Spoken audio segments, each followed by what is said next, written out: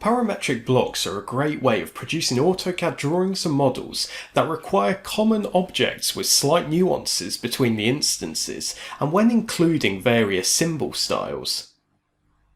They allow users to include a range of tools to amend the block size, visual appearance, listed textual content, and so on. They are a great addition to an organisation's CAD standards when approaching AutoCAD file production regarding civil and structural projects and beyond. By using the Scale Action parameter, users can easily scale objects and symbols using a reference node inside of the block. This workflow enables users to efficiently and accurately scale objects between 2 points or scale the object by a numerical value. Its application in regards to civil and structural engineering could be for blocks containing symbols representing items that change in size, such as brake line indicators and doors or windows. One of the most commonly used action parameters is the visibility function. Having multiple visibility states inside of a block allows users to change the appearance of a symbol or object by selecting the appropriate visibility state from the drop-down menu when working in either the model or layout spaces inside of AutoCAD. Visibility states efficiently allow users to swap blocks to the correct appearance and help cut down on the amount of blocks required inside of an AutoCAD file.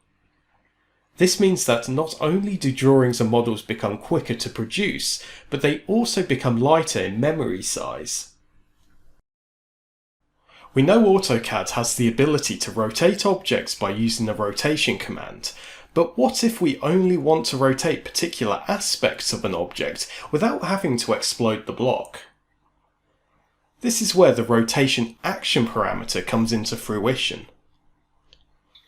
By using a reference point, users can stipulate which items inside of an AutoCAD block they wish to rotate using the parameter. It could have various uses, including the rotation of symbology such as section marks and north arrows, or it could be used for components such as the rotation of a construction crane or excavator model block. Rotation parameters allow the different instances of the same block type to have various rotational outcomes depending on the user requirements inside of AutoCAD. By combining a linear dimension grip and the stretch action parameter, users can stretch blocks in either the X and Y planes. It works in a similar fashion to the stretch command inside of AutoCAD, where a user is asked to define a selection area to include all the objects and object nodes they wish to amend. Users can stretch AutoCAD objects such as polylines and polygons hosted inside of the block for the requirements of various instances by using the same block type. It is useful when applied to parametrically altering symbology, such as the depth of a wipeout element inside of a brake indicator, or for the distance between two section mark indicators. Users can even mix and match action parameters. For example, a stretch parameter can be rotated using the rotate action parameter so that the stretch can occur in any direction defined by the user requirements. The flip action parameter is really useful when users want to keep items such as block attributes equidistant from the host symbol. This allows the attribute to be filled out once and ensures the user doesn't need to manually adjust the text location when clashes with other blocks or information occurs. The great thing is, the spacing is maintained, but the text is flipped as opposed to mirrored, keeping it legible.